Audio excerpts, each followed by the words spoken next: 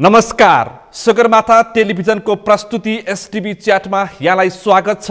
म सुनिल दाहाल। वैशाख 30 को स्थानीय तहको निर्वाचन नजिकिँदैछ। निर्वाचनको माहौल पेचिलो बन्दैछ। सत्ता गठबन्धन, चुनावी गठबन्धनको विषयमा घनीभूत छलफल गरिएको छ भने गठबन्धनलाई तोड्ने कसरी भनेर प्रमुख प्रतिपक्ष आफ्नो रणनीति बनाउँदैछ। यसैबीचमा राष्ट्र बैंकका गभर्नर को निलम्बनको विषय निकै चर्चित भएको छ।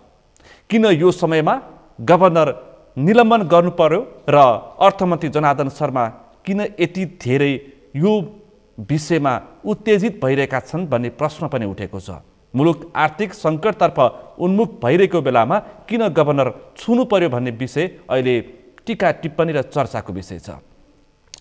यसबीचमा अब चुनावी तातो विषय उठेसँगै अब भागबण्डा कसरी हुन्छ, टिकट भागबण्डा अहिलेको मुख्य विषय बनेको छ, सबैको चासोको विषय बनेको छ। यसबीचमा पार्टी परिवर्तनको लहर पनि चलेको छ। आज हामी विशेष गरी यिनै विषयवस्तुमा बढी केन्द्रित भएर छलफल गर्दैछौँ। आजको यस छलफलमा मसँग सहभागी हुनुहुन्छ नेकपा एमालेका उपमहासचिव प्रदीप गेवाली। यहाँलाई स्वागत छ। धन्यवाद सुनिलजी। आराम हुनुहुन्छ? मलाई बेस छ। यहाँलाई कस्तो छ? ठिकै छ। आज हामी 2078 को अन्तिम दिन छौँ। भोलिदेखि हामी नयाँ वर्षको शुभारम्भ गर्दैछौँ र स्वागत पनि गर्दैछौँ। यो एक वर्षलाई नेपालको राजनीतिक र आर्थिक रूपमा समीक्षा गर्दाखेरि तपाईँ एउटा बौद्धिक वामपन्थी नेताको हिसाबले, राजनीतिज्ञको हिसाबले कसरी समीक्षा गर्नुपर्छ? निष्पक्ष समीक्षा गर्दाखेरि पहिलो त नयाँ वर्षको पूर्व सन्ध्यामा तपाईँसँग छलफल गर्न पाउँदा म खुसी छु। यो अवसरलाई सदुपयोग गर्दै सगरमाथा टेलिभिजन परिवार, तपाईँहरूका सबै श्रोताहरू, दर्शकहरू र सम्पूर्ण नेपाली जनताहरूलाई नयाँ वर्ष 2079 को म हार्दिक शुभकामना पनि व्यक्त गर्न चाहन्छु। 2078 तिर पछाडि फर्केर हेर्दा यो वर्ष समष्टिगत रूपमा निराशाजनक वर्ष रह्यो भन्ने म ठान्छु। चारवटा मेजर चुनौती यो वर्ष हामीले बिहोर्यौँ। राजनीतिक, आर्थिक, प्राकृतिक र अन्य बाह्य सम्बन्धहरूको हिसाबले। एकदम संक्षेपमा भन्ने हो भने जनताको जनादेशलाई प्रतिस्थापन गरेर अदालतबाट सरकार बन्ने एउटा नयाँ र गलत नजिर मुलुकमा स्थापित भयो। त्यसको बारेमा पछि हामी सविस्तार छलफल पनि गरौँला। तर जतिसुकै तर्कहरू गरे पनि सरकार बनाउने लोकतन्त्रमा जुन मुख्य थलो हो, या त सार्वभौम जनता या त पार्लियामेन्ट, यी दुईटै ठाउँलाई निषेध गरेर जुन ढङ्गको राजनीतिक दिशातिर मुलुकलाई लग्न खोजियो त्यसका असरहरू पछि लामो समयसम्म रहनेछन्। अहिले हामीले अनुभूत गरिरहेका छौँ। पहिलो। दोस्रो, आर्थिक हिसाबले दुईटा कोभिड महामारीको लहर सामना गरेर पनि एक हदसम्म चाहिँ रेजिलियन्स रहेको नेपालको अर्थतन्त्र। कोभिडले थला पारे पनि त्यो चाहिँ आम रूपमा ठिकै ढङ्गले अगाडि बढेको अर्थतन्त्र पछिल्लो समय आएर एउटा ठुलो चुनौतीको सम्मुखमा खडा छ र सार्थक हस्तक्षेप नगर्ने हो र नयाँ नीतिहरूका साथ अगाडि नबढ्ने हो भने हामी गम्भीर आर्थिक दुर्घटनातिर जाँदैछौँ। यो 2078 मा भयो। तेस्रो, केही गम्भीर खालका प्राकृतिक विपत्तिहरू हामीले यो वर्ष बिहोर्यौँ। मेलम्चीदेखि लिएर मनाङसम्म जलवायु परिवर्तनका असरहरू डरलाग्दो गरी अनुभूत भइरहेका छन् दैनन्दिन हामीलाई। यी विषयहरू छन् र बाह्य सम्बन्धको हिसाबले पनि नेपालको बाह्य सम्बन्धमा केही गम्भीर विचलनहरू देखा परेका छन्।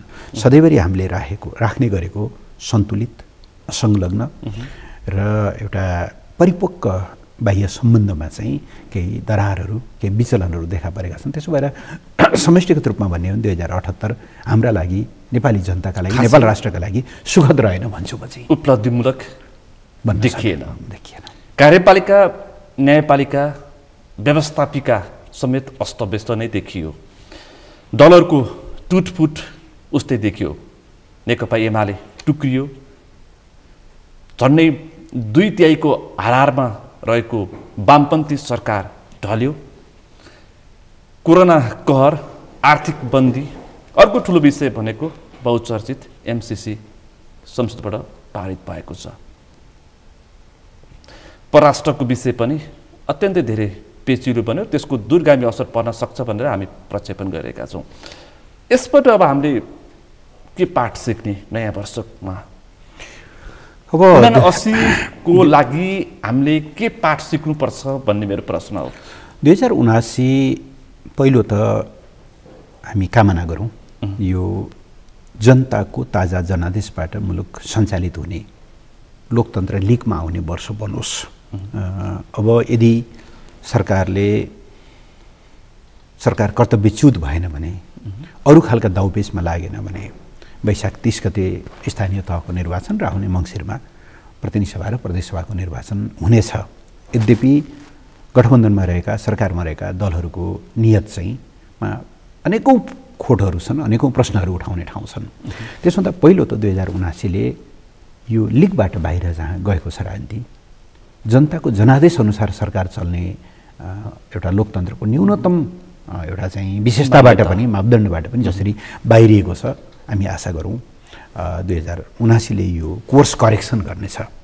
को आउलान् चुनावमा, कसले जित्लान् त्यो बेग्लै कुरा हो, तर जो आउन् जनताको इच्छा अनुसार आउन्, 5 जना न्यायाधीशहरूको इच्छा अनुसार होइन। यो चाहिँ 2079को पहिलो सङ्कल्प हुनुपर्छ भन्ने म ठान्दछु र यसो हुन सक्यो भने राजनीतिले एउटा कोर्स लिनेछ, नम्बर 1। दोस्रो, खास गरेर म अर्थतन्त्रमै आउन चाहन्छु। जुन ढङ्गका अहिले धक्काहरू अर्थतन्त्रका विभिन्न सूचकहरूमा आइरहेका छन्, यी कुराहरू सचिएनन् भने नेपालले थेक्न सक्दैन, किन नेपालको अर्थतन्त्र धेरै कमजोर अर्थतन्त्र हो। बिस्तारै यसले एउटा गति लिँदै थियो, अहिले ब्रेक लागेको अवस्था छ। त्यसो भएर खास गरेर सरकारमा रहने साथीहरूले जसरी एकपछि अर्को संस्थामाथि प्रहार गरिरहेका छन्, हिजो न्यायालय नामक संस्थामा प्रहार गरे। आज स्थिति कस्तो छ? तपाईँले प्रधान न्यायाधीशको विरुद्ध महाभियोग लगाउनु भएको छ, लगाउनु पाउनुहुन्छ। मैले प्रश्नमा जोडिसकेँ, कार्यपालिका, न्यायपालिका र व्यवस्थापिका संस्थामाथि देखियो। संस्थामाथि कसरी प्रहार हुँदैछ भन्ने सन्दर्भमा मैले यो कुरा उठाउन खोजेको हुँ। ठिक छ, उनले गल्ती गरेका छन्, महाभियोग खान अथवा महाभियोग लाग्न र त्यो प्रमाणित हुनका निम्ति चाहिँ त्यो लेभलको कुरा हो भने त्यसलाई छिटो किनारामा लगाउनु परेन। संविधानको एउटा छिद्र कि 25% सांसद भइसकेपछि महाभियोग लगाउन पाइन्छ, जुन प्रावधान छ, त्यो प्रावधान प्रयोग गर्ने, निलम्बन गर्ने, तर त्यसलाई किनारामा नपुर्याउने र उनी निलम्बनमा भएको भई अनि त्यस पछाडि पदमुक्त गर्ने। योभन्दा बेइमानी, योभन्दा एउटा राजनीतिमा क्षुद्रताहरू केही हुन्छ? त्यो संस्थामाथिको प्रहार हो। त्यसो गरेर गर्न के खोजिएको भन्दाखेरि, हेर है, हामीसँग 25% या त्योभन्दा बढी छ, कसैले पनि हाम्रो इच्छा विपरीत, हाम्रो चाहिँ स्वार्थ विपरीत फैसला गर्न खोज्यौ भनेदेखि तिमीहरूको हालत यही हुनेछ। अब अहिले राष्ट्र ब्याङ्कको कुरा आयो, राष्ट्र ब्याङ्कमा अरू केही महापरिषद अधिकारीमाथि निलम्बनको सवाल पनि अब यसलाई जोडेर अहिले यसरी व्याख्या हो। त्यसमा डिटेलमा म जाउँला, तर यो संस्थामाथिको प्रहार हो। एउटा इन्डिपेन्डेन्ट रेगुलेटरी जुन एउटा बडी हो, त्यो संस्थामाथि कार्यकारीको हस्तक्षेप थाहा छैन अब कहाँबाट, कुन ढङ्गले, कुन स्रोतबाट विभिन्न ढङ्गले पैसाहरू आउँछन्। विदेशी मुलुकहरूले त्यसलाई चाहिँ छानबिन गर है, त्यो स्रोतको वैधतामाथि हामीलाई चाहिँ शङ्का छ भनेर विदेशले पत्र पठाउँछ, राष्ट्र ब्याङ्कले त्यसमा छानबिन गर्छ। पत्र नपठाए पनि उसले छानबिन गर्नुपर्छ।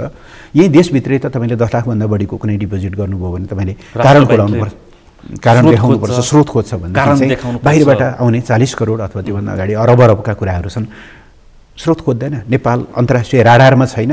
नेपालले हामीले सङ्गठित अपराध विरुद्धका कानुनहरूमा सन्धिहरूमा हस्ताक्षर गरेका छौँ, हामीले मनी लन्ड्रिङ विरोधी कानुनहरूमा चाहिँ हस्ताक्षर गरेका छौँ। नेपाल जस्तो देश एकदम फ्रेजाइल हुन्छ यस्ता ठाउँहरूमा अन्तर्राष्ट्रिय तस्करहरू, अन्तर्राष्ट्रिय माफियाहरू, अन्तर्राष्ट्रिय सङ्गठित अपराधीहरूले चाहिँ आफ्नो पैसालाई वैध बनाउने एउटा माध्यमको रूपमा प्रयोग गर्न खोज्छन्। होसियार हामी हुनु पऱ्यो नि। अब त्यसमा के थियो, उहाँले ठाडै हस्तक्षेप गरिदिनु भयो। हस्तक्षेप गरिदिएको कुरालाई राष्ट्र ब्याङ्कले नमानेपछि अहिले निलम्बन पर्नुभएको छ। अर्थात् सरकार चाहिँ हरेक इन्डिपेन्डेन्ट संस्थाहरूमाथि प्रहार गर्ने एउटा चाहिँ बाटोमा हिँडिरहेको छ। त्यसो भएर 79को जब हामी कुरा गर्छौँ, आशा गरौँ यी चाहिँ विकृतिहरू अन्त्य हुनेछन् र चाहिँ मुलुकको लोकतान्त्रिक प्रणाली एउटा चाहिँ ट्र्याकमा आउनेछ, सुदृढ हुनेछ। अपेक्षा गरौँ, आशा गरौँ। अपेक्षासहित अब खास छलफल प्रारम्भ गरौँ। अघि यो अहिले बहुचर्चित, यहीँबाट म विषय प्रारम्भ गर्छु। राष्ट्र ब्याङ्कका गभर्नर महाप्रसाद अधिकारीको निलम्बन भइसकेपछि राजनीतिक रूपमा आर्थिक रूपमा मत विभाजन देखिएको छ। अर्थमन्त्री जनार्दन शर्मा राष्ट्र बैंकका गभर्नरमाथि के आक्षेप लगाइरहनु भएको छ। उहाँले सरकारलाई साथ दिन प्रमुख प्रतिपक्षबाट नियुक्त अझ सरकारभित्र रहेको नेपाली कांग्रेसका अर्को पक्ष शेखर कोइराला पक्षधरसँग सहकार्य गरेको प्रश्न आएको छ। लेनदेन गरेको सञ्चालक समिति बार्गेनिङमा कमिसनमा लेनदेन गरेको मसँग उहाँले प्रमाण छ, व्हाट्सएपका मेसेजहरू मसँग छ भनेर सार्वजनिक कार्यक्रममा बोल्नु भएको छ। भनेपछि यस्तो किसिमका संस्थाहरूमा यस्तो किसिमको विकृति पनि रहेछ भन्ने कोणबाट पनि हामी समीक्षा गरेर यो विषय टुङ्ग्याउन सक्छौँ। पहिलो कुरा त त्यो विकृति उहाँले लगाएको आरोप हो जसको कहीँ कतै पुष्टि हुँदैन। पुष्टि गर्न नसक्ने भएको हुनाले नै उहाँले आफ्नो आफन्त नातेदारलाई छानबिन समितिको पूर्व न्यायाधीशलाई चाहिँ राख्नु भएको छ, जो उहाँको नातेदार पर्नुहुन्छ। स्वाभाविक रूपले त्यहाँ कन्फ्लिक्ट अफ इन्ट्रेस्ट देखिन्छ। त्यति मात्र होइन, त्यो छानबिन समितिका सदस्यहरू पनि माओवादी कार्यकर्ताहरू बनाएर राख्नु भएको छ। त्यसले गर्दाखेरि यो त कस्तो भने पहिले बाँसोको कथा सुन्छौ नि, पाठोलाई खानु पर्यो भनेदेखि तैँले पानी धमिलाइस् भन्यो, होइन म त तपाईँभन्दा तल छु कसरी धमिलाउँछु र भन्दा तैँले नभए तेरो पुर्खाहरूले बाबुबाजेहरूले चाहिँ गरे होलान् भनेर पनि खाने एउटा न्यू बनाए जस्तो। पहिलो कुरा उहाँले गभर्नरमाथि जे आरोप लगाउनु भएको छ सर्वथा ती चाहिँ पुष्टि नहुने झुटा आरोपहरू छन्। एक दोस्रो, त्यसो भने उहाँले किन बाहिर ल्याउनुहुन्न? जस्तो सञ्चालक समितिका सदस्यहरूको कुरा गर्नुभयो, उहाँले मिडियामा भन्ने हो कि त्यस सम्बन्धी चाहिँ कुनै छानबिन गरेर त्यसकोलाई प्रमाणित गर्ने हो। प्रमाणित गर्दा सञ्चालक समितिका सदस्यहरूको बारेमा केही कुरा भएन। तर गभर्नर एउटा इन्डिपेन्डेन्ट बडी हो, ऊ व्यक्ति भए पनि ऊ आफैमा एउटा इन्स्टिट्युसन पनि हो जो स्वायत्त निकाय हो। तेस्रो, आज मुलुकको अर्थतन्त्रका हरेक इन्डिकेटरहरू एकदमै रातो बत्ती बल्ने ठाउँमा छन्। आज आर्थिक वर्ष सकिने 3 महिना बाँकी छ। पुँजीगत खर्च 25% नआएको छैन। साधारण खर्च कति पुगेको छ त्यसको त हिसाबै भएन। अर्थात् विकास बजेट ठ्याम्मै केही खर्च हुन सकिरहेको अवस्था छैन। विदेशी मुद्रा सञ्चिति इतिहासमै यति तल कहिल्यै झरेको थिएन। भुक्तानी सन्तुलन त्यस्तै गरी डरलाग्दो गरी घाटामा गइरहेको छ। व्यापार घाटा बढिरहेको छ, रेमिटेन्स घटिरहेको छ। यी सबै कुराले मुलुकको आर्थिक प्रणालीप्रति मान्छेको विश्वास टुट्दो छ। टुट्ने बित्तिकै हुन्छ कि मान्छेले बाहिर कमाएको पैसा बाहिरै राख्छन्, यहाँ भएको पैसा उनीहरूले विभिन्न माध्यमबाट बाहिर पठाउँछन्। किन आफ्नो कमाइप्रति त जो कसैलाई पनि माया हुन्छ। उहाँले भनिरहनु भएको छ बाहिर भिला किन्यो, के गर्यो, त्यो विश्वास दिलाउन सक्नु पर्यो नि त। हामीले देशभित्र लगानी गरेर यहाँनिर चाहिँ सुरक्षित छ भन्ने ढङ्गको यो स्थिति भइसकेपछि उहाँले आफ्नो कमजोरीलाई ढाकछोप गर्नका लागि, यो सरकारले आफ्नो कमजोरीलाई ढाकछोप गर्नका लागि एउटा चाहिँ स्वायत्त संस्थामाथि गरेको प्रहार हो। त्यस कारणले तपाईँले भन्नुभयो नि कमजोरी रहेछन्, विकृति रहेछन्, त्यस कोणबाट पनि हेरौँ। विकृतिहरू आउँदा विकृतिहरू रहेछन् भने त्यहाँ कसैले पनि संरक्षण गर्नुपर्ने जरुरी छैन। तर आज भएको त प्रष्ट कुरा के हो भनेदेखि उहाँले अस्ति प्रतिस्थापन विधेयक मार्फत जुन बजेट ल्याउनु भयो, नियमित रूपमा आएको बजेटलाई हटाएर त्यो बजेटमा उहाँले एउटा नीतिगत चाहिँ निर्णय गर्नुभयो कि फल्ला क्षेत्रमा लगानी गर्नका लागि आउने पैसाको स्रोत खोज्नु पर्दैन, खोजिने छैन। अर्थात् त्यो कालो धनलाई सेतो बनाउनको निम्ति कोसिस गर्नुभयो। त्यसमा केही यस्ता क्षेत्रहरू पनि छन् जहाँ आँसु पनि लाग्छ। त्यो कसका लागि गरिएको, कसलाई लक्षित गरेर यो चाहिँ पञ्चायतकालमा एउटा तपाईको आशंका 40 करोड पहिलो दृष्टान्त पेश गर्नु, यो त सामान्य विषय हो। यो सामान्य, यो भन्दा धेरै छन्। पञ्चायतकालमा एउटा ठट्टा छ नि, अब निश्चित व्यक्तिको घोडा किन्नु पर्यो, त्यसपछि टेन्डर निकालियो, निधारमा तारो भएको, देब्रे खुट्टा खुच्चाउने, पोथी चाहिँ के भन्दाखेरि घोडा चाहियो। त्यस्तो भएकाहरूले चाहिँ डकुमेन्ट नै आफू अनुकूल बनाउने गरिकन चाहिँ उहाँले बजेटमा त्यो नीतिगत एउटा चाहिँ पहल खोल्नुभयो। त्यो भनेको चाहिँ विभिन्न ढङ्गले विभिन्न स्रोतबाट कमाइएका अवैध, विभिन्न स्रोतबाट जम्मा गरिएका अवैध धनहरूलाई चाहिँ वैधानिक बनाउने कुरा थियो। यी कुराहरूमा स्वाभाविक रूपले राष्ट्र बैंक त सहयोगी बन्ने कुरा भएन। उसले त मुलुकको प्रचलित कानुन अनुसार हेर्ने हो, राष्ट्र बैंक ऐन छ, मुलुकका अन्य संवैधानिक व्यवस्थाहरू छन्, नेपाल पक्ष राष्ट्र भएकाहरू विभिन्न अन्तर्राष्ट्रिय सन्धि सम्झौताहरू छन्। र सबभन्दा ठुलो कुरा चाहिँ नेपाल जस्तो देशको लागि कुनै पनि अन्तर्राष्ट्रिय चाहिँ सङ्गठित अपराध या तस्करी गैर कानुनी ढङ्गले आर्जन गरिएको सम्पत्तिकोलाई चाहिँ शुद्धिकरण हुन नदिने कुरा चाहिँ ज्यादै ठुलो कुरा हो। त्यसले मुलुकको क्रेडिबिलिटीमाथि, विश्वसनीयतामाथि चाहिँ एउटा प्रश्न खडा गर्छ। राष्ट्र ब्याङ्क त्यो पक्षमा उभियो। बस उहाँलाई चित्त नबुझेको कुरा त्यही हो। पछिल्लो प्रकरण चाहिँ 43 करोड। उहाँले हिजो मात्रै पत्रकार सम्मेलन गरेर के भन्नुभएको छ भने नेकपा एमालेका पूर्व अर्थमन्त्रीहरूको पत्रकार सम्मेलन लगत्तै उहाँले के भन्नुभएको छ भन्दाखेरि सबै तथ्यहरू हामीसँग छ, बुदागत रूपमा छानबिन समितिले देखाउनेछ, त्यसपछि घाम पानी छर्लङ्ग हुन्छ। ठिक छ, उहाँले म चुनौती दिन्छु भन्नुभएको छ। ठिक छ, त्यो चुनौती त हामी सामना गर्न तयारै छौँ। त्यस कारणले अझ उहाँले के भन्नुभएको छ भने राष्ट्र ब्याङ्क ऐन 2058 को दफा 2 को उपदफा 5 बमोजिम यो अधिकार स्वायत्त संस्था हुँदाहुँदै पनि अर्थ मन्त्रालयमा अथवा मन्त्री परिषदमा त्यो रहन्छ भन्नुभएको छ। त्यो बेकारको कुरा हो। राष्ट्र ब्याङ्क अथवा सरकार मार्फतका कुनै पनि कर्मचारीहरूमाथि सरकारले छानबिन पनि गर्न सक्छ, कारबाही पनि गर्न सक्छ। त्यस सिद्धान्तमा कहीँ कतै पनि दुविधा हुने कुरा भएन। तर के स्वार्थका लागि अथवा के उद्देश्यका लागि भन्ने कुरा प्रमुख हो नि त। त्यो प्रमुख भनेको चाहिँ त्यो उद्देश्य भनेको पुलिसलाई जो कसैलाई पनि इन्टरोगेट गर्ने अधिकार त छ। तपाईँलाई पनि अहिले आउनुहोस् हनुमानढोका अथवा अहिले आउनुहोस् चाहिँ जिल्ला प्रहरी कार्यालयमा अथवा मेट्रोमा आउनुहोस् कुनै पनि नेपाली नागरिकलाई पुलिसले छानबिन गर्छ, प्रशासनले सामान्य रूपमा छानबिन गर्न सक्छ। तर त्यसको पछाडि कारण चाहियो नि त। त्यसका पछाडि कारण चाहियो। त्यो कारण भनेको जम्मा जम्मी यही हो कि उहाँले जुन एउटा उहाँसँग लिङ्क भएकै होला नभए त यति धेरै छटपटाउनु पर्ने त कुनै कारण थिएन। लिङ्क भएका मान्छेहरूको सम्पत्तिलाई चोख्याउनका निम्ति उहाँले हस्तक्षेप गर्न खोज्नुभयो, राष्ट्र ब्याङ्कले मानेन, बस्दै हो। त्यसमाथि अब अहिले यतिसम्मको गम्भीर आरोप लगाउँदै हुनुहुन्छ निलम्बित गभर्नरलाई राष्ट्र ब्याङ्कका महत्त्वपूर्ण सूचनाहरू पार्टीको नेताको घर घरमा पुर्याउनुहुन्छ, मुख्य सञ्चार माध्यमका सम्पादकहरू कहाँ पुर्याउनुहुन्छ र स्वार्थ अनुसार खेल्नुहुन्छ।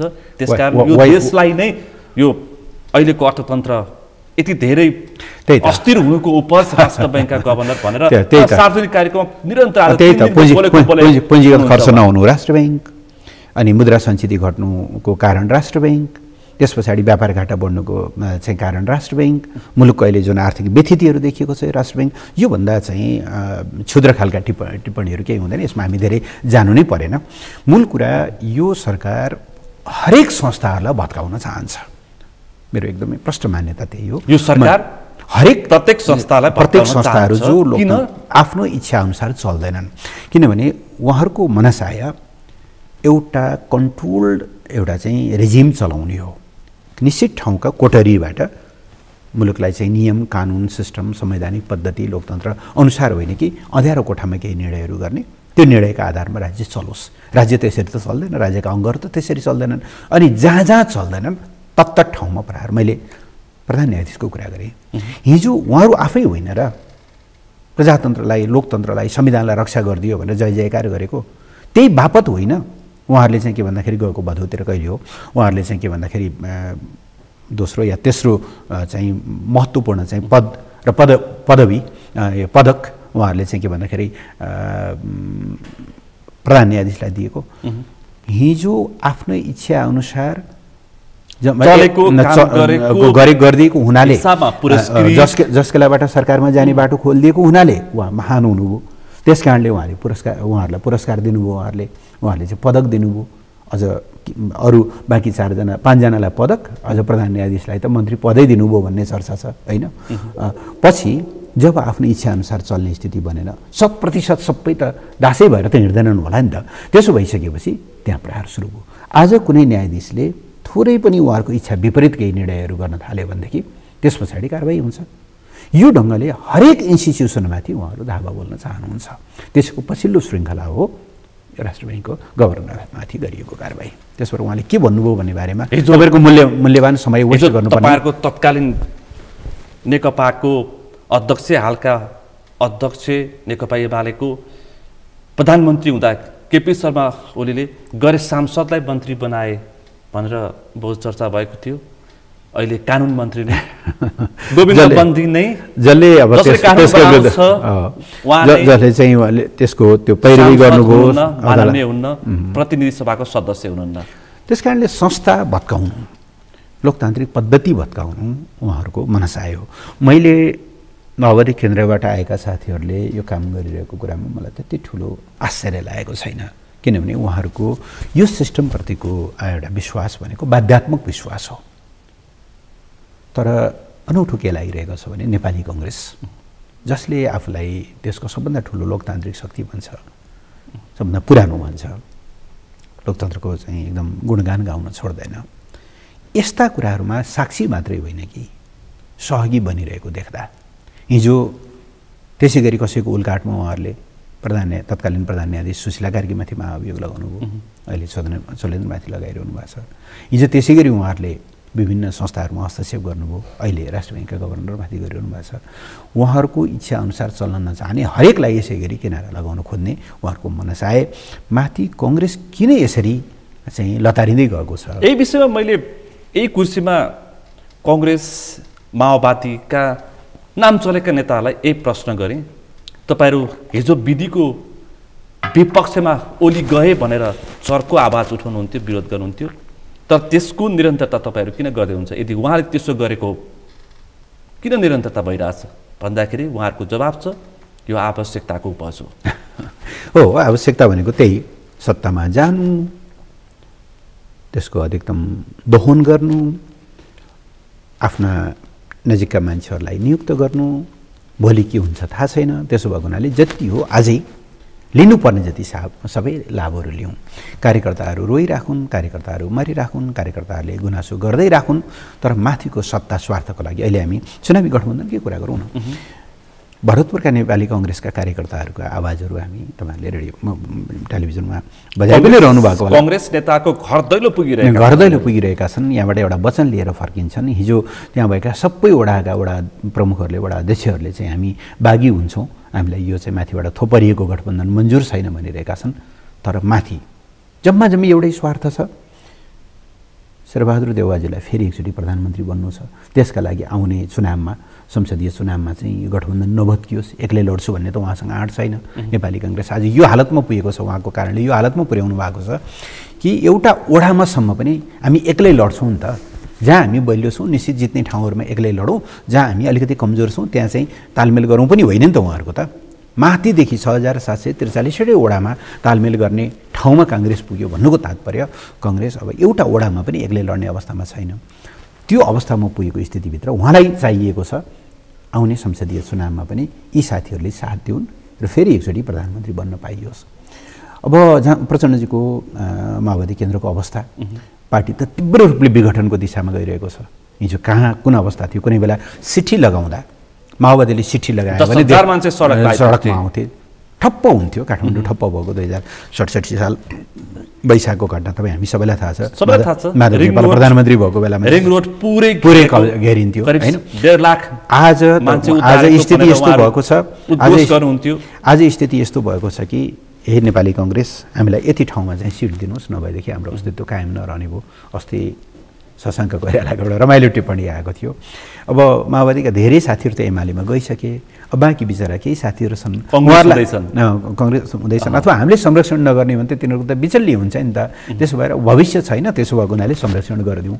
यति हुँदाखेरि पनि उहाँहरू कसैले अब कानमा झुन्डिएको समेरो भनिरहेको छ, कसैले के भनेको छ, यति हुँदाखेरि पनि त्यो कुनै आत्मसम्मान स्वाभिमानको कुरा भएन। केपी ओली फोबिया जुन छ त्यसका निम्ति उहाँहरूलाई जसरी पनि त्यहाँ अडिनु छ। यही स्वार्थका लागि शेरबहादुर देउवाजीको फेरि एकचोटि प्रधानमन्त्री बन्ने स्वार्थ, विघटित हुँदै फेरि विघटित हुँदै गरेको पार्टीको थोरै भए पनि एउटा त्यो समूह निर्वाचन जित्ने र आफ्नो छोरी तपाईले भन्न चाहे पनि छोरी रेणु दाहाललाई र भोलि चाहिँ भरतपुर महानगरपालिकाको पुनः एकपटक मेयर बनाउने, अथवा त्यो भन्दा पनि अझै ठुलो कुरा होला। त्यो भनेको चाहिँ भोलि राष्ट्रिय तत्कालको त्यही होला। तर दीर्घकालीन हिसाबले भन्नुहुन्छ नि के हो भने भोलि अब उहाँहरूको हिसाब देशमा हङ पार्लियामेन्ट हुन्छ, कुनै पनि पार्टीको बहुमत आउँदैन। त्यो त निश्चित देखिहाल्यो। त्यस्तो स्थितिभित्र एउटा सानो समूहको अस्तित्व जोगाइराख्न सकियो भने कहिले यता दाउ लगाएर, कहिले उता दाउ लगाएर, कहिले यता मिलेर, कहिले उता मिलेर सत्ताको खेलमा रमाइरहन पाइन्छ। त्यो ठाउँमा एउटा दृष्टान्त पेश गर्छु म। कुनै समय 1 मिनेटमा सूर्यबहादुर थापाल नेतृत्व गरेको राप्रपा पालो लोकहेन्द्र बहादुर चन्दले एमालेसँग मिलेर, सूर्यबहादुर थापाले चाहिँ कङ्ग्रेससँग मिलेर गरे। त्यस्तै गरी गर्ने ठाउँमा उहाँहरू पुग्नु भएको छ। देशलाई बदलौँला, देशको कुनै बेला नेतृत्व गरौँला, देशको सबभन्दा ठुलो शक्ति बनौँला, देशको चाहिँ एउटा भनौँ न ड्राइभ गरौँला, त्यो त सबै सपनाहरू सडकमा अलपत्र परे। यो स्वार्थका निम्ति आज मुलुकका संस्थाहरू, मुलुकका सबै संरचनाहरू चाहिँ ध्वस्त पार्न सबैलाई चकनाचुर पारे त फेरि उहाँहरू केपी शर्मा ओली भन्नुहुन्छ, झन्डै 2/3 निकट रहेको वामपन्थी सरकार 65% धोका दिने त, कम्युनिस्टहरूको विचारलाई धोका दिने त केपी शर्मा ओली भनेर बारम्बार सुगा रटाइछ उहाँहरूको त। त्यो त हामीले सुनै छौँ र नेपाली जनताले। त्यसो हो भने मेरो एउटा प्रति प्रश्न यहाँ मार्फत, त्यस्तो रहेछ, त्यति खराब काम गर्नुभएको रहेछ, त्यसो भएपछि जनताबाट पुरै एक्लिनु भएको रहेछ केपी ओली, एमाले त एकदमै किनारामा पुगेको रहेछ। फेरि त्यो किनारामा पुगेको एमालेसँग लड्नका निम्ति 5-5 जनाको गठबन्धन हुनु, 5-5वटा शक्तिको गठबन्धन बनाउनु पर्ने कारण के? अदालतको गुहार माग्नुपर्ने के? जब अदालतमा पेशी चढ्छ त्यस पछाडि कहिले चाहिँ के भन्दाखेरि न्यायाधीश बिरामी हुनुपर्ने, कहिले को हुनुपर्ने कारण के? सेटिङ गरेर यी सबै कुराहरू गर्नुपर्ने कारण के? त्यति कमजोर भइसकेको शक्तिका निम्ति त उहाँहरू त म एक्लै काफी छु भनेर लड्नुपर्ने होइन। यो सबै बकवासका कुराहरू मात्रै हुन्। सत्य के हो भनेदेखि हामीले अघिल्लो जनादेश जुन प्राप्त गऱ्यौँ र पछिल्लो 1 वर्ष 1.5 वर्ष त कोभिड महामारीका कारणले हामीले धेरै कामहरू गर्नु पाएनौँ, तर पहिलो 2 वर्षमा हामीले जुन ढङ्गले मुलुकलाई अगाडि बढायौँ, मुलुकको बाह्य सम्बन्धहरूमा जुन एउटा उचाइ प्राप्त भयो, मुलुकले लगातार 7%भन्दा माथिको जुन आर्थिक वृद्धि हासिल गर्यो, नेपाल संयुक्त राष्ट्र सङ्घबाट विकासशील देशमा स्तर उन्नत हुनका निम्ति जसरी सिफारिस भयो, गाउँ गाउँमा हस्पिटलहरू बन्ने, गाउँ गाउँमा विकासका नयाँ योजनाहरू जाने, जुन ढङ्गले एउटा आत्मविश्वास नेपाली जनतामा बढ्यो, यो स्थिरता र नेपाल राष्ट्र बलियो बन्दै गरेको, नेपाली जनतामा अब देश बन्छ भन्ने कुराको आत्मविश्वास बलियो बन्दै गरेको कुरा धेरैलाई मन परेन अथवा कतिलाई मन परेन। जो मन परेनन् उनीहरूले यसो छामे कहाँबाट भत्काउन सकिन्छ त यो पाल, यो पर्खाल कहाँ पाल पार्न सकिन्छ भनेपछि पाल पार्नका निम्ति प्रयोग हुने केही पात्रहरू फेला परे। ती पात्रहरू हो उहाँहरू जसले हिजो जनताको बिचमा जाँदा के घोषणापत्र लिएर जानुभएको थियो पुष्पकमल दाहाल, हामीलाई मत दिनुहोस्, हामी स्थिरता दिन्छौँ भने होइन। नेपाली काङ्ग्रेस अग्रगतिको बाधक भनेको होइन। नेपाली काङ्ग्रेस अग्रगतिको बाधक भनेर कम्युनिस्टलाई मत मागेर सांसद बनेको मान्छे, नेता त्यो नेता उहाँले आज अग्रगतिको चाहिँ मुख्य संवाहक काङ्ग्रेस भनेर जाँदा उहाँको कुनै नैतिक धरातल केही बाँकी रहेको छ र त्यस कारणले यो त राजनीतिको एउटा क्षुद्र खेल। भने फेरि यही प्रति प्रश्न गर्छु कि उहाँहरू मसँग यही प्रति प्रश्न गर्दै हुनुहुन्छ, नेकपा एमाले के आधारले के मुख देखाएर जनताको बिचमा वैशाख 30 गतेको स्थानीय तह निर्वाचनमा मत माग्न आउँछ? त्यस्तो भएको भए त उहाँहरूले त यो नेकपा एमालेलाई त उहिले धेरै अगाडि नै चुनावको फेस गर्नुहुन्थ्यो र चुनाव माध्यमबाट, जनताको माध्यमबाटै उहाँहरूले चाहिँ के भन्दा नेकपा एमालेलाई साइजमा राख्ने बाटोमा जानुहुन्थ्यो। जनता के सोचिरहेको छ भनेको त्यो त नि प्रतिगमन हो र नि त नि। त्यही त, अब जनताको बिचमा जानु प्रतिगमन, जसकाबाट छिर्नु अग्रगमन होइन। अनि हिजो के अरे गैर सांसदलाई मन्त्री बनाउनु चाहिँ अग्रगमन, त्यस पछाडि हिजो जसका विरुद्ध लडियो उसैसँग मिलेर काम गर्नु, उसैसँग उसको मातहतमा सरकारमा जानु अग्रगमन। यतातिर हामी जानु जरुरी नै छैन। यो विषयमा त यति धेरै बहस भएका छन् कि नेपाली जनतामा कुनै भ्रम छैन, उहाँहरूमा भ्रम होला बेग्लै कुरा हो। त्यस कारणले नेपाली जनतामा जुन ढङ्गको विश्वास नेकपा एमालेप्रति, यसका अध्यक्ष केपी शर्मा ओलीप्रति जुन एउटा व्यापक लहर छ, आज किन मान्छेहरू अर्को पार्टीबाट चुनाव जितेका मान्छेहरू यहाँ आइरहेका छन्।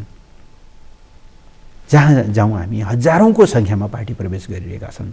दुर्गम बझाङदेखि लिएर जुम्ला जानुहोस् अथवा चाहिँ एकदम सुगम वीरगञ्जदेखि लिएर चाहिँ नेपालगञ्जसम्म जानुहोस्, नेकपा एमालेप्रतिको जुन एउटा अपार क्रेज छ, यो कुराबाट उहाँहरू अत्तालिनु भएको छ। सकेसम्म उहाँहरू यसो भन्नुहुन्छ, हिजो मेयर उपमेयर भइसकेका 5 वर्षसम्म काम गर्न नसकेका, कमिसन र भ्रष्टाचारमा चुरुमा भएका, अब टिकट पाउन नसक्ने अवस्था भएकाहरूलाई एमाले संरक्षण गरेर गलत संस्कारको विकास गर्दैछ भनेर उहाँहरू त्यस्तो किसिमको टिप्पणी, यस्तो खालको टिप्पणीमा जानु जरुरी नै छैन। यो भनेको नेपाली जनताको आफूले मन पराएको पार्टी, मन पराएको विचार, मन पराएको चाहिँ राजनीतिक दलमा चाहिँ सहभागी हुन पाउने, आफ्नो आस्था अनुसार चल्न पाउने लोकतान्त्रिक अधिकारमाथिको प्रहार हो, जो कसैले पनि नेकपा एमाले मन पराउनु पाउँछ, काङ्ग्रेस मन पराउनु पाउँछ, अर्को कोही मन पराउनु पाउँछ। अनि त्यसरी मन पराउने कुरालाई चाहिँ यो ढङ्गले प्रहार गर्नु भनेको उहाँहरू कति सङ्कीर्ण हुनुहुन्छ र उहाँहरू लोकतान्त्रिक अधिकारप्रति यसलाई कति सङ्कुचित बनाउन चाहनुहुन्छ भन्ने देखिन्छ। म त्यता जान छैन। मैले भन्न खोजेको चाहिँ आज हामी प्रतिपक्षमा छौँ। तर प्रतिपक्षमा हुँदाखेरि पनि नेकपा एमालेप्रतिको जुन लहर छ यसबाट उहाँहरू अत्तालिनु भएको छ। त्यही भएर वडा तहसम्म पनि एउटा वडा एक्लै लड्छु, ल कुनै एउटा पार्टीले भन्नुहोस् त 5 दलको गठबन्धनमध्ये फल्नु वडामा चाहिँ हामीलाई गठबन्धन चाहिँदैन है, अथवा फल्नु पालिकामा हामी गठबन्धन चाहिँदैन, एउटा पालिका हामी एक्लै लड्न दिनुहोस्, छुट्याउनुहोस् न बरु उहाँहरूले आफ्नो आफ्नो प्रभाव क्षेत्रहरू। 7वटा मापदण्ड उहाँले तयार गरिसक्नु भएको छ। त्यस कारणले गर्दाखेरि एमालेसँग कसरी प्रतिस्पर्धा गर्ने, त्यस कारणले यो भनेको उहाँहरू मनोवैज्ञानिक संस्थामा कसरी चाहिँ मनोवैज्ञानिक गर्ने भनेर मनोवैज्ञानिक रूपले उहाँहरू परास्त भइसक्नु भएको छ। त्यही परास्त भएको कुराको प्रतिफल अथवा त्यसको चाहिँ प्रतिबिम्ब हो कि हामी एक्लै लड्न सक्दैनौँ, हामी 5 भाइ चाहिँ अथवा 5वटा दल हामी एक ठाउँमा आउँछौँ। त्यस कारणले प्रतिपक्षको विरुद्ध जब सत्ताले गठबन्धन गर्दैछ भने तपाईँले यही बुझ्नुहोस् कि राजनीतिक रूपले हाम्रो यो लडाइँ त अलरेडी जिति नै सक्यौँ। तर माधव नेपाल हिजो मात्रै के भन्दै हुन्थ्यो भने गएको राष्ट्रिय सभाको निर्वाचन हेर र बार एसोसिएसनको निर्वाचन हेर, त्यो एउटा प्रतीक हो। अब वैशाख 30 स्थानीय तहको निर्वाचनमा केपी शर्मा ओलीको समूह र पार्टी पनि होइन, समूहको हालत त्यस्तै हुन्छ सार्वजनिक कार्यक्रममा। त्यसप्रति आत्तिर केपी शर्मा ओली यतिखेर कमल थापा, सीके राउत, पूर्व राजा ज्ञानेन्द्र शाहसँग गोप्य मिटिङ गरेर यो अहिलेको संस्थालाई नै सिद्ध्याउने खेलमा छन् भनेर माधव कुमार नेपाल, जुन बेला तपाईँको सर्वोच्च नेता हुनुहुन्थ्यो, 15 वर्ष पार्टीको नेतृत्व गरेको व्यक्ति, अब विश्वास गर्ने कि नगर्ने? होइन, मलाई कस्तो लाग्छ भने कहिलेकाहीँ आफैलाई पनि लाग्छ 15 वर्षसम्म उहाँलाई नेता कसरी मानेर हिँडियो होला जस्तो पनि लाग्छ आजको दिन फर्केर हेर्दाखेरि। किन राजनीतिमा सर्टेन मर्यादाहरू हुन्छन्। म त्यो तहसम्म उहाँ जुन लेभलमा ओर्लेर गाली गर्दै हुनुहुन्छ, जुन लेभलमा ओर्लेर उहाँले भन्दै हुनुहुन्छ, म त्यो लेभलमा जान चाहन्न। किनभने अब यो त घटनाक्रमले सबै कुराहरू प्रश्न पार्छन्। केपी शर्मा ओलीको म नेता हुँ नेता भन्नुहुन्छ उहाँ, फेरि समस्या यही हो। उहाँको समस्या के हो भन्दाखेरि उहाँ अरू कसैलाई नेता मान्न, अरू कसैको अस्तित्व स्वीकार गर्न, अरू कसैको चाहिँ के भन्दाखेरि मातहत बस्न उहाँहरू तयार हुन। त्यस कारणले जतिसुकै टुक्रा बनाएर भए पनि उहाँलाई आफ्नो एउटा सानो झुन्डको नेता बन्नु परेको छ। होइन भनेदेखि 9औं महाधिवेशनमा प्रतिस्पर्धा गरेर पराजित भएको मान्छेले मलाई चाहिँ के भन्दाखेरि अध्यक्ष देऊ, दोस्रो अध्यक्ष देऊ भनेर बार्गेनिङ गर्न उहाँ आफैलाई पनि अलिकति सङ्कोचमा हुनुपर्ने हो नि। तर उहाँले त त्यही खबर पठाउनु भयो, बराबरी अधिकार सहितको अध्यक्ष भए मान्छु। अर्थात् लोकतान्त्रिक मूल्य मान्यताप्रति न्यूनतम पनि एउटा चाहिँ के भन्दाखेरि अनेस्टी छैन भन्ने कुरा जान्छ। त्यस कारणले यी पात्रहरूको बारेमा धेरै कुराकानी गरेर तपाईँको महत्त्वपूर्ण समय खर्च नगरौँ, किनभने जनतालाई पनि इरिटेसन हुन्छ। अरू कुराहरू छन् भने अरू कुराहरू विषयवस्तु छन्। मैले भन्न खोजेको यो माधव कुमार नेपालले केपी शर्मा ओलीमाथि यस्ता गम्भीर प्रकृतिको आरोप लगाइसकेपछि समाज पनि तरङ्गित हुन्छ। हैन, यो कुनै गम्भीर नै हो। उहाँले भनेका कुरा प्रश्न गर्ने पर्छ।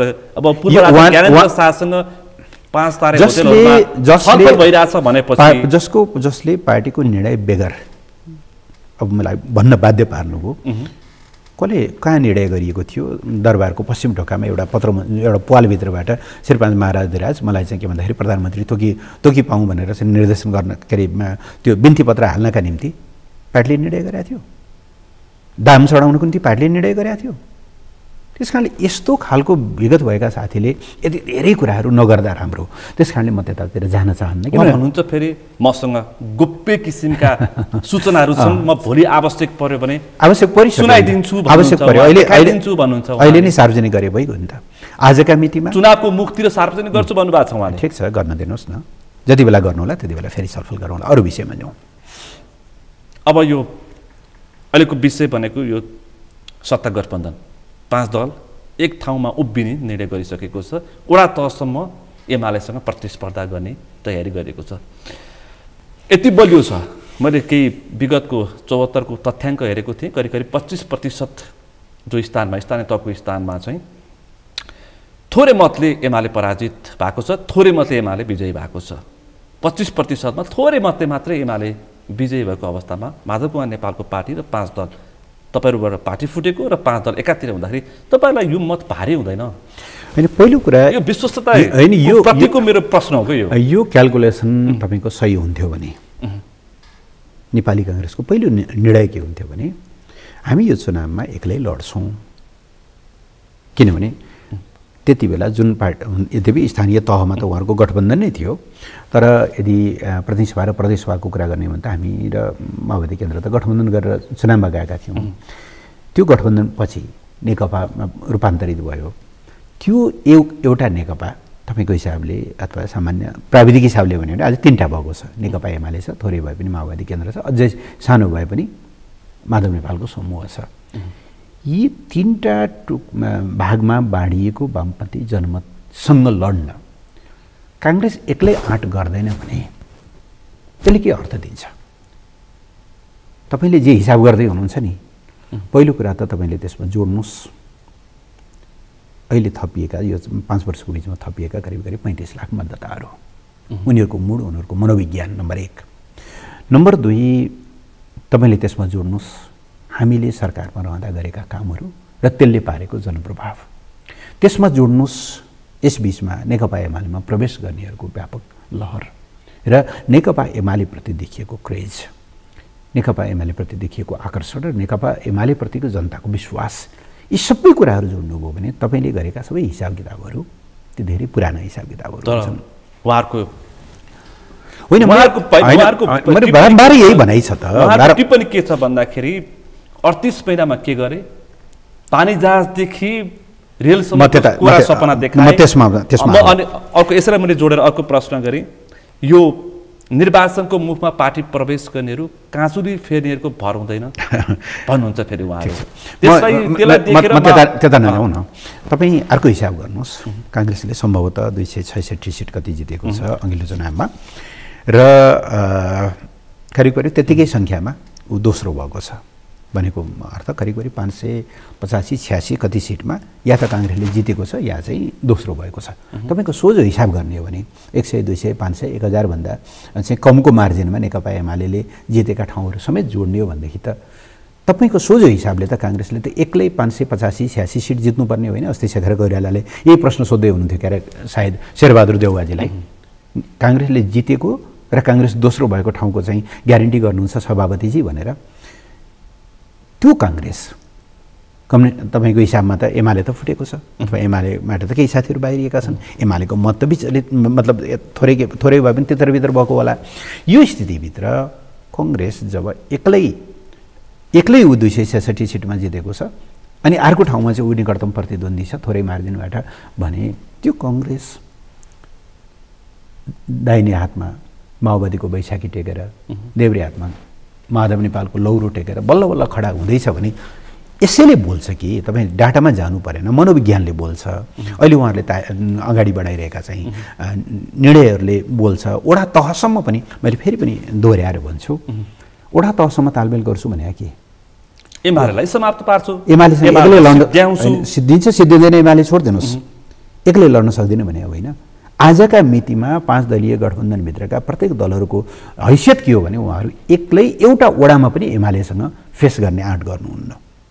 तर रामचन्द्र पौडेल, कृष्ण प्रसाद सिटौलाहरूको भनाइ तपाईँले सुन्नुभएको छ। यहाँ यी 2वटा अथवा 3वटा चित्रबहादुर केसी सहितको वामपन्थीहरूलाई यहाँबाट हामीले छोडिदियौँ भने तिनीहरू बालकोट पुगेर मिल्छन्, त्यसकारण हाम्रो हालत फेरि त्यस्तै हुन सक्छ। वामपन्थीहरूको भर हुँदैन, त्यसकारण यिनीहरू कम्युनिस्ट भन्छन्, फेरि स्वार्थ मिल्यो भने एउटै किताब उभिन्छ, त्यसकारण यिनीहरूलाई छुट दिनुहुन्न, त्यसकारण यिनीहरूलाई गठबन्धनमा बाँध्नै पर्छ। बारम्बार भनिरहनु भएको छ त रामचन्द्र पौडेल, कृष्ण प्रसाद सिटौला, उहाँहरूको बारेमा, ती दलहरूको बारेमा। त्यो पनि फेरि त्यही बिचमा चाहिँ पुष्पकमलदार प्रचण्ड के भन्नुहुन्छ सुर्खेतबाट, बालकोटसँग मिल्न सक्छौँ। हिजो मात्रै माधव कुमार नेपालका एकजना नेता आएर भन्नुभयो कि एमालेसँग हाम्रो चुनावी तालमेल खुल्ला छ।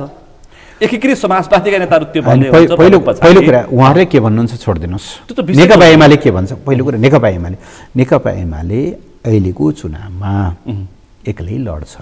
अहिलेको चुनावमा नेकपा एमाले एक्लै लड्छ। अहिले र आउने संसदीय चुनावमा हामीलाई जनतामाथि विश्वास छ, हामीलाई कार्यकर्ताहरूमाथि कमल थापा पनि चाहिँदैन, लोसापा पनि चाहिँदैन, तल कुनै एउटा वडा लेभल, सुन्नुहोस् न, तल कुनै वडा लेभलमा। अब हुम्लाको अस्ति एउटा रिपोर्ट सुन्दै थिएँ मैले, एउटा कुनै वडामा चाहिँ उहाँहरूले अलरेडी वैशाख 30 आउनुभन्दा अगाडि नै वडाका प्रतिनिधिहरू चुनिसक्नुभयो। कुनै त्यहाँ विभिन्न दलहरू होलान्, दलका प्रभाव राख्ने मान्छेहरू होलान्, ल तिमी चाहिँ वडा अध्यक्ष हो, तिमी सदस्य हो, तिमी महिला जाऊ। लोकल लेभलमा हुने यस्ता कतिपय विशिष्ट परिघटनाहरूको कुरा छोडिदिनुहोस्, त्यो त स्थानीय तहमा हुनसक्छ। कुनै ठाउँमा अब कङ्ग्रेस र एमाले पनि मिल्लान्, कुनै ठाउँमा कुनै एउटा वडामा, त्यो धेरै ठुलो कुरा भएन। तर नेकपा एमाले यो निर्वाचनमा एक्लै लड्छ र आज उहाँहरू जे भन्दै हुनुहुन्छ पुष्पकमल दाहाल अथवा चाहिँ माधव कुमार नेपाल उहाँहरूको कङ्ग्रेसलाई दिएको घुर्की मात्रै हो। उहाँहरूको घुर्की के त भन्दाखेरि तपाईँहरूले हामीलाई भने जति दिनु भएन भनेदेखि हामी एमालेसँग भएर मिल्दैन सक्छौँ। एमाले मिल्यो भने न हो। यदि त्यो गठबन्धनमा यो किसिमको वाम गठबन्धन त्यो भित्र सत्ता गठबन्धनभित्र चुनावी गठबन्धन भएन भने उहाँहरूसँग एमाले सम्भावना मिल्ने सम्भावना छैन।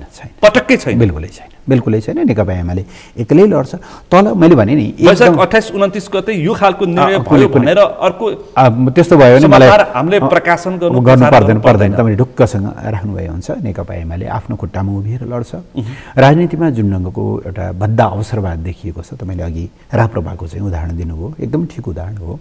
आज राजनीतिको विकृति भनेकै के हो भनेदेखि चुनाव एउटासँग मिलेर लड्ने, सरकार अर्कोसँग गर्ने, सरकारमा एउटासँग बस्ने, प्रतिपक्षसँग मिलेर अविश्वास प्रस्ताव ल्याउने, यो ढङ्गको रातारात पार्टी गठबन्धन गरिदिने, पार्टी एकताको घोषणा गरिदिने राजनीतिमा कस्तो हुन्छ भन्नुहुन्छ भने जहाँ पनि एउटा तपाईँहरूले भोलि कुनै दिन तपाईँले आफूले काम गरेको संस्था छोड्नु पर्यो भने पनि 1 महिना अगाडिको नोटिस दिनुहुन्छ होइन। त्यहाँको म्यानेजमेन्ट स्वाभाविक प्रक्रिया हो। त्यतिन्जेल त तपाईँ अनुबन्धित हो नि त।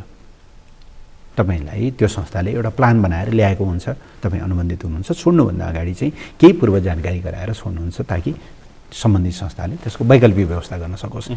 यति न्यूनतम प्रोफेसनल एथिक्स पनि पोलिटिक्समा छैन भनेदेखि हामी यो प्रवृत्तिलाई प्रशय दिन चाहन्नौँ। हामी बरु कतिपय ठाउँमा ठिक छ, हामीले सोचे जस्तो आएन भने पनि केही फरक परेन, तर राजनीतिका विकृतिहरूलाई चाहिँ हामीले बढार्दै जानुपर्छ। राजनीतिका विकृतिहरूलाई साफ गर्दै जानुपर्छ। मुलुकमा एउटा स्वच्छ राजनीतिक प्रतिस्पर्धाको वातावरण बनाउनुपर्छ। हामीले त कङ्ग्रेसलाई त्यही भनेका हौँ, लेखेर दिनुपर्छ, हामी लेखेर दिन्छौँ। देशका मुख्य 2टा पार्टीहरू हौँ, हामी स्वस्थ प्रतिस्पर्धा गरौँ, साना पार्टीहरूलाई चाहिने भन्दा बढ्ता लिभरेज नदिउँ। तर उहाँहरू यति डराउनु भयो। अब पार्टी सिस्टम पछिल्लो समय तपाईँका नेताहरू, महासचिव, उपाध्यक्ष, प्रधानमन्त्री अथवा केपी शर्मा ओली त्यो भन्दै हुनुहुन्छ टु पार्टी सिस्टमको कन्सेप्ट तपाईँको के हो? यो अनि वास्तवमा मुलुकको राजनीतिक स्थायित्वको लागि त्यो बाटोतिर जानुपर्ने देखियो। यद्यपि अहिलेको हाम्रो निर्वाचन प्रणालीले टु पार्टी सिस्टम हुँदैन। किन एउटा तपाईँले प्रत्यक्ष सांसद जित्नुभयो र 2-3 लाख रुपियाँ 2-3 लाख मत देशव्यापी रूपमा ल्याउनु भयो भने समानुपातिकबाट 3-4 जना सांसद हुन सक्छ। त्यसकारणले हामीले भने जस्तो टु पार्टी त हुँदैन। तर मुलुकको स्थायित्वको लागि मुख्य राजनीतिक पार्टीहरू बलियो हुन जरुरी छ। काङ्ग्रेस र एमालेको मुख्य राजनीतिक पार्टीहरू हुन्। सधैँभरि उनीहरूको बिचमा खेलेर काङ्ग्रेसको एमालेप्रतिको भय अथवा एमालेको काङ्ग्रेसप्रतिको चाहिँ असन्तुष्टिलाई भजाएर बिचमा बसेर बिचौलिया जस्तो भएर राजनीतिको बिचौलिया ४५ को वरिपरिको राजनीतिक दुर्गन्धको निरन्तरताको रूपमा यसले प्रणालीप्रति एकदम वितृष्णा बढाएको छ। प्रणालीप्रति वितृष्णा बढाएको छ। पूर्वानुमानै गर्न नसकिने, पोलिटिक्समा त केही पूर्वानुमान गर्न सकिने कुराहरू हुनु पर्यो नि। मुलुकको कोर्स यतातिर जान्छ होला भन्ने कुराको एउटा पूर्वानुमान हुनु पर्यो नि त। त्यस कारणले त्यो नभएको स्थितिलाई ध्यानमा राखेर हामी यो मान्यतामा दृढ छौँ। त्यस कारणले हामी अननेसेसरी कम्प्रोमाइज गर्दैनौँ। पहिलो हामीलाई जनताप्रति विश्वास छ। दोस्रो मुलुकको राजनीतिमा यस्तो खालको चाहिँ के भन्दाखेरि सौदाबाजीलाई तपाईँले चाहिँ प्रशय दिनुहुन्न, सदाको लागि समाप्त गर्नुपर्छ। अर्को विषय, विप्लव पनि चुनावको प्रतिस्पर्धामा आउँछु भन्दैछन्। तपाईँको पार्टी अध्यक्ष चाहिँ अलिक त आलोचना गरिरहनु भएको छ। विप्लवलाई 3 बुँदे सहमति गराएर शान्ति प्रक्रियामा त तपाईँको पार्टी अध्यक्ष प्रधानमन्त्री हुँदाखेरि ल्याएको होइन भने? बिल्कुल त्यही हो। त्यसकारणले हामीले निर्वाचनमा आउँछु भन्दाखेरि होइन, निर्वाचनमा आउनको लागि उहाँले यत्रो लामो समयसम्म त दल दर्ता गराउनु पर्थ्यो, या मोर्चा हो भने मोर्चाको माध्यमबाट जानु पर्थ्यो, स्वतन्त्र हो भने स्वतन्त्र उम्मेदवारको रूपमा हामी लड्छौँ भनेर भन्नु पर्थ्यो। उहाँहरूले गर्नु के भयो भने, उहाँहरूलाई पनि म दोष दिन्न, उहाँहरूभित्र पार्टीभित्र अन्तर्विरोध छ। हामीले अस्ति केन्द्रीय कमिटीको बैठकको पनि कुराहरू सुन्यौँ बाहिर। केही साथीहरू चुनावमा जानै हुन्न भन्नेमा हुनुहुन्छ, विप्लवजी लगायत साथीहरू चुनावमा आउनुपर्छ, कुनै न कुनै रूपले सहभागी बन्नुपर्छ भन्नुहुन्छ। त्यो राम्रो कुरा हो। तर त्यो राम्रो कुरालाई यो सरकारले, गठबन्धनमा रहेका दलहरूले उहाँको त्यो चुनावमा भाग लिन चाहने चाहनालाई चुनाव सार्ने बाहनाका रूपमा प्रयोग गर्न थाले। हाम्रो आपत्ति त्यहाँनिर हो। आशंका हो कि आपत्ति होइन? अब जस्तो नेताहरूको भनाइहरू सुन्छौँ। यद्यपि निर्वाचन आयोगले आजका मितिसम्म अब चुनावको मिति सर्दैन, चुनावको तालिका भनिसकेको छ। तर अब निर्वाचन आयोगमाथि पनि कति भरोसा गर्ने? अब चुनावको कार्यक्रम घोषणा भइसक्यो, उहाँहरू भटाभट निर्वाचन अधिकृतहरू फेरबदल गरिरहनु भएको छ। 2 दिन टाउको दुख्यो पखाला लायो भने हाम्रा कतिपय न्यायाधीशहरू म त त्यहाँ जान सक्दैन भन्नुहुन्छ। 1 महिना छ चुनाव आउन बाँकी। अब कति भरोसा गर्ने? अस्ति उहाँहरूले एउटा सूची के अरे एउटा निर्देशन जारी गर्नुभयो, एउटा मात्रै उम्मेदवार उठाउनेले महिला उठाउनुपर्छ भनेर। त्यसो भने संशोधन गर्नु, कसको हितमा संशोधन गर्नुभयो त्यो पनि बुझ्न सकिन्छ। मतपत्रको रङको कुरा गर्नुहोस्, राजीनामा गराउनु पर्ने कुराहरू गर्नुहोस्, 2 दिन नोमिनेसनका कुरा गर्नुहोस्, यी त प्रश्न उठाउने यावत ठाउँहरू छन्। तैपनि हामी अगाडि बढिरहेका छौँ। मैले भन्न खोजेको कुरा के हो भनेदेखि एउटा प्रति प्रश्न चाहिँ गरेँ, प्रमुख निर्वाचन आयुक्त केपी शर्मा ओलीको निकटको मान्छे भन्थे, तर फेरि होइन, निकट कोही होइन। नियुक्त प्रधानमन्त्री केपी शर्मा ओली रहँदा उहाँको अध्यक्षतामा बसेको संवैधानिक परिषदले गरेको सिफारिस गरे हो, त्यसमा केही कुरा भएन। तर हामी त्यसरी संस्थामा त्यहाँ गइसकेपछि हामी चाहन्छौँ प्रत्येक संस्थाहरू व्यक्ति स्वतन्त्र होस् र प्रोफेसनल होस्। उहाँ केपी ओलीप्रति एकाउन्टेबल हुने होइन, मुलुकको संविधानप्रति एकाउन्टेबल हुने हो। अब यी कुराहरू संविधानप्रति कति एकाउन्टेबल भइरहेको छ छैन भन्ने कुरा ती छलफल गरौँला, म त्यता जान चाहिनँ। त्यस कारणले विप्लवजीलाई चुनावमा ल्याउन आवश्यक हो भने पनि निर्वाचनको मिति सार्ने होइन, बरु तपाईहरु सूर्य चिन्ह दिन तयार हुनुहुन्छ। अरू रुखै लिएर लड्नुहोस् न, हामीलाई के आपत्ति हो? कुरा तपाईको पार्टी अध्यक्षले आह्वान गरिसक्नुभयो त हिजो। हामीले भनेका छौँ उहाँहरूलाई रुख सूर्य मनपर्छ सूर्य लिएर लड्नुहोस्, रुख मनपर्छ रुख लिएर लड्नुहोस्, हँसियाथौडा मनपर्छ हँसियाथौडा लिएर लड्नुहोस्। त्यहाँ पनि 2 धार छ, एउटा धार हँसियाथौडा रुचाउँछ, अर्को धार सूर्य रुचाइरहेछ। विप्लव चाहिँ सूर्य रुचाएको भनेर त त्यसकारणले गर्दाखेरि तर उहाँहरू चुनावमा आउने निश्चित भयो भनेदेखि तपाईहरू नेत्र विक्रम चन्दको पार्टीलाई सूर्य चिन्ह दिन तयार हुनुहुन्छ? होइन, नेकपा एमालेसँग सहकार्य गर्न चाहनेहरूले चुनावको प्रयोग गर्न सक्छन्। जसरी हिजो संसदीय निर्वाचनमा हामीले हृदय त्रिपाठीज्यूहरू ब्रिजेश कुमार गुप्तालाई दिएको थियो, त्यसरी दिन सकिन्छ। त्यसो गरेर पनि उहाँहरू इन्डिपेन्डेन्ट रहन सक्नुहुन्छ।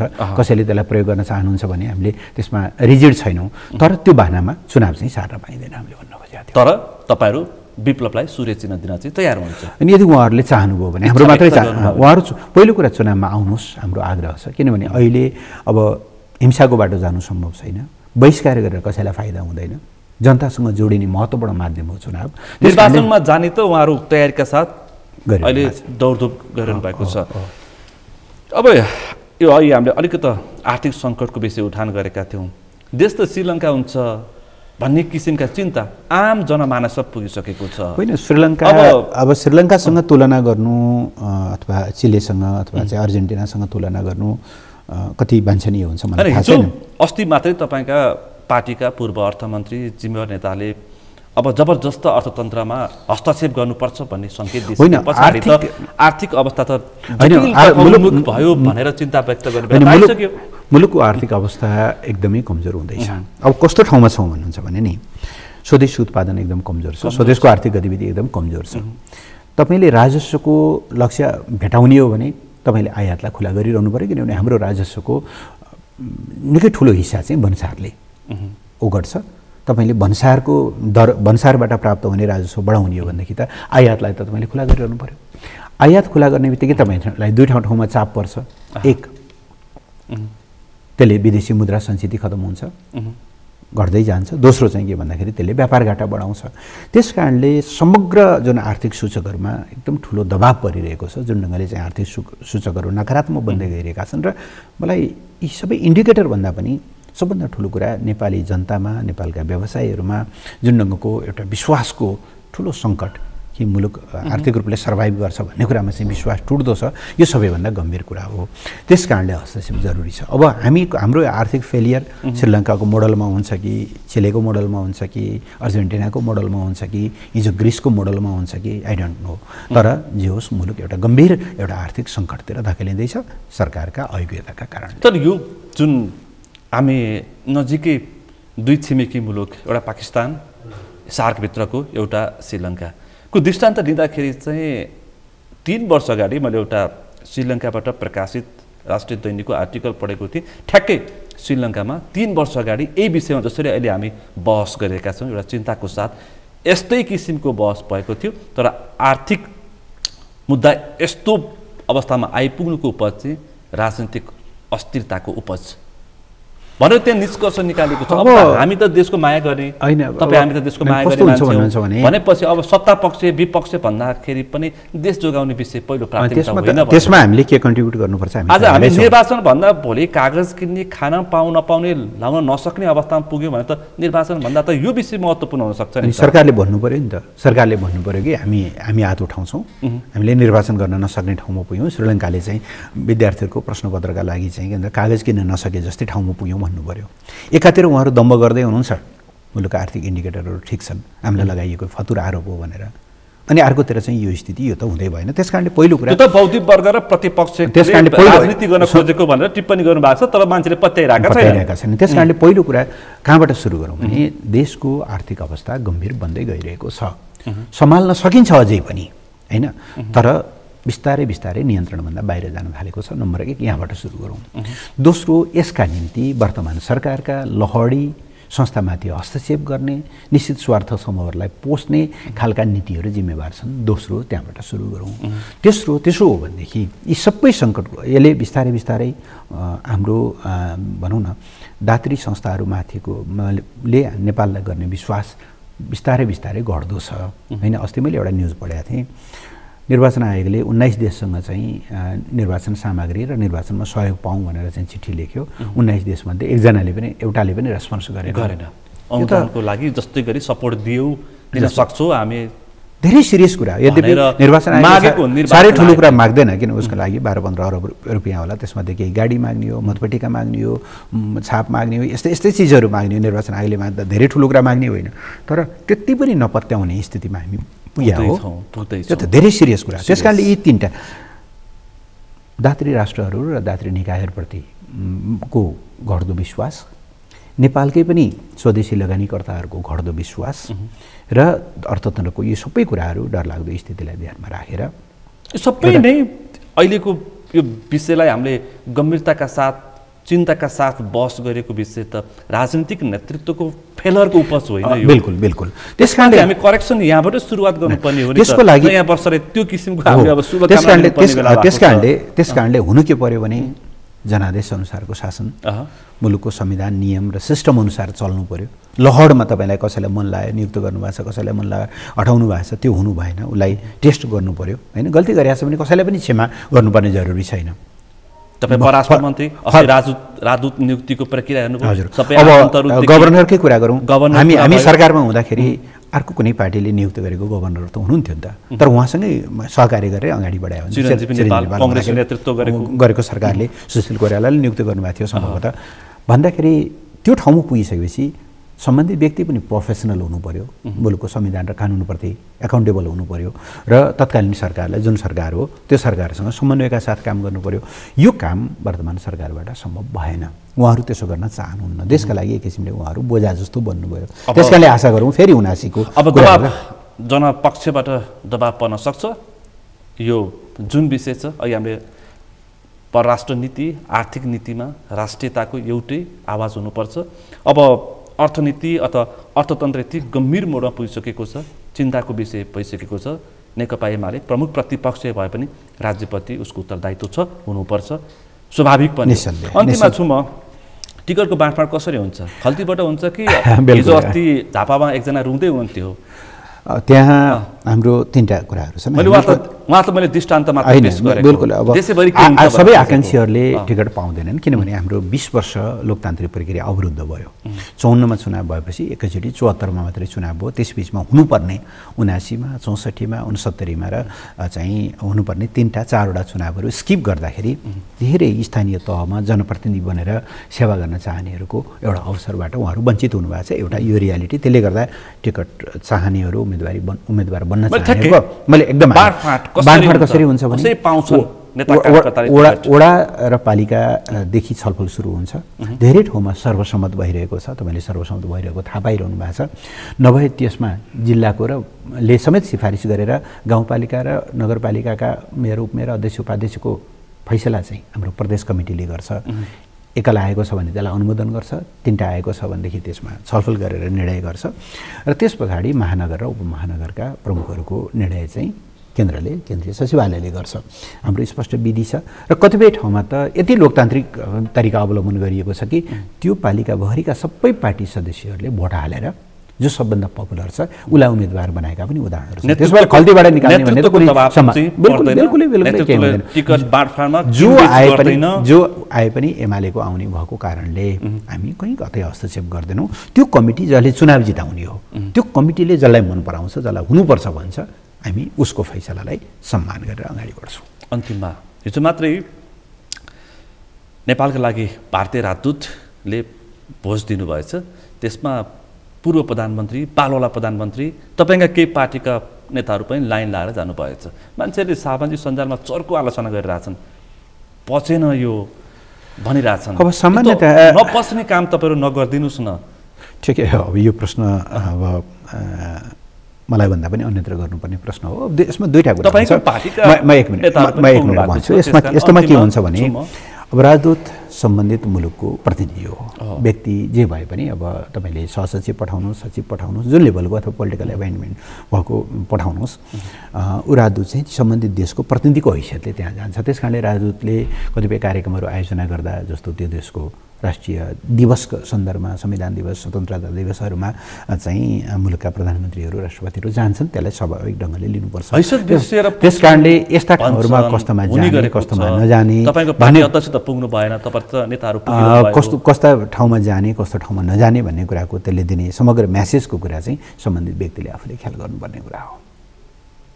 तपाईँ आफूलाई व्यक्तिगत रूपमा एक लाइनमा त्यो पक्ष हो कि अपक्ष? अनि सामान्यतया राजदूतले शिष्टाचार विदाई भेट उहाँले प्रधानमन्त्री, राष्ट्रपति, प्रधानमन्त्री र परराष्ट्र मन्त्रीसँग गर्नुपर्ने हो। विदाई भेट चाहिँ सबै विषय प्रसङ्गमा गम्भीरताका साथ बहस गऱ्यौँ। आजको यो छलफलमा सहभागिता जनाइदिनु भएकोमा आभार व्यक्त गर्न चाहन्छु। धन्यवाद। आज हामीले विशेष गरी स्थानीय तहको निर्वाचन, प्रमुख प्रतिपक्षको चुनावी रणनीति तयारी र आर्थिक जुन सूचाङ्क प्रति देश र आम नागरिकले सबै चिन्ता व्यक्त गरिरहेका छन्, त्यो विषय र समग्र अहिलेका पछिल्ला समसामयिक घटनाक्रममा केन्द्रित रहेर छलफल गऱ्यौँ। आजको यो छलफलमा मसँग सहभागी हुनुहुन्थ्यो नेकपा एमालेका उपमहासचिव प्रदीप गेवाली। आजको विषय प्रसङ्ग यति नै। भोलि अर्को विषय प्रसङ्गका साथ एसटिभी च्याट ल्याउने बाचा गर्दै म सुनिल दाहाल पनि बिदा चाहन्छु। सगरमाथा टेलिभिजन हेर्दै गर्नुहोला। नमस्ते।